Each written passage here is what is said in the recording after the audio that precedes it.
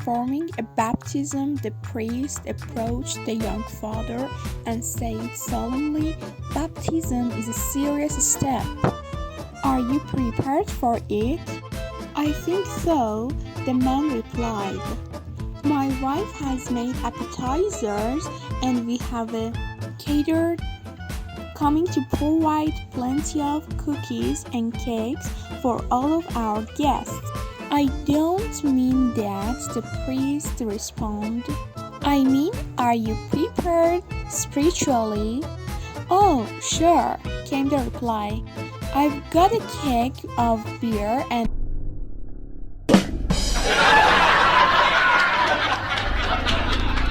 on a very cold night, a young man dropped into the local and the madam said, "You'll have to wait. But there's lots of girls that aren't busy right now."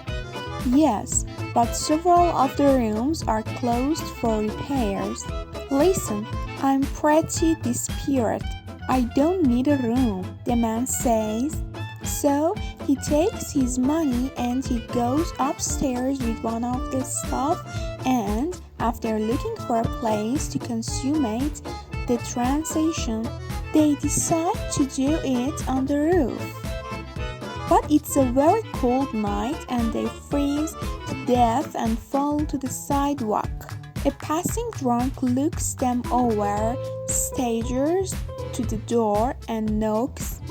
"Go away," says the madam. "We don't allow drunks in here." "I don't want in," says the drunk. "I just wanted to tell you that you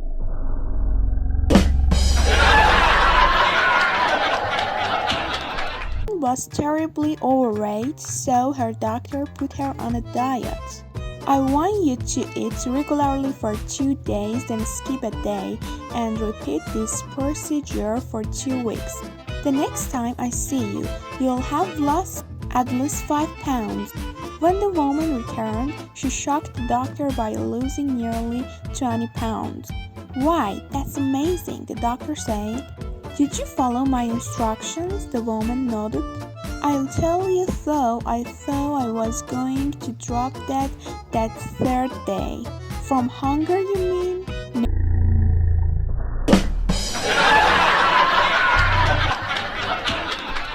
It's a beautiful warm spring day and a man and his wife are at the zoo.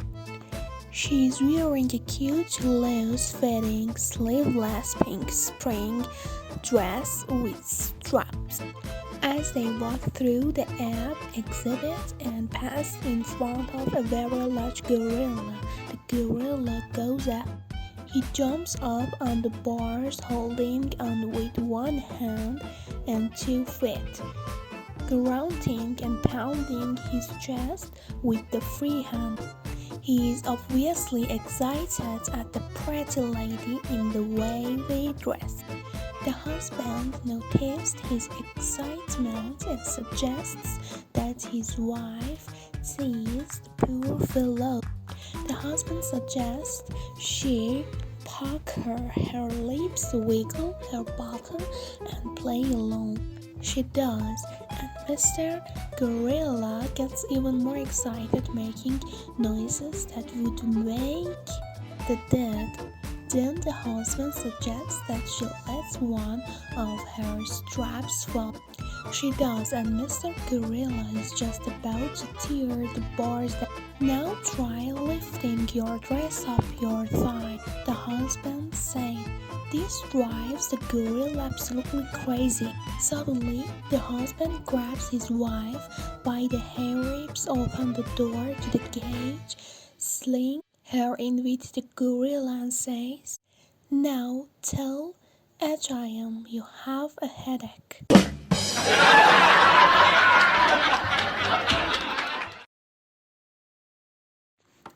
One day, 3 sisters were at home and their mom said their boyfriends could stay the night. That night, the mom was walking through the hallway and heard crying from the first daughter's room. Then she heard laughter coming from the second daughter's room. However, there was no sound got out from the third daughter's room. The next day, after their boyfriend had left, the mother asked the first daughter why she was crying. Because it hurt the first time, she replied.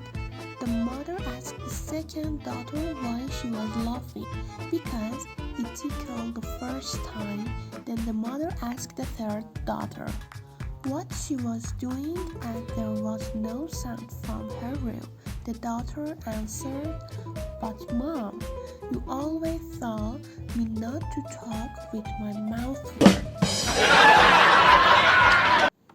The priest was getting ready to hear confessions one day when he got a terrible attack of diarrhea. So he asked the altar boy to take over for him.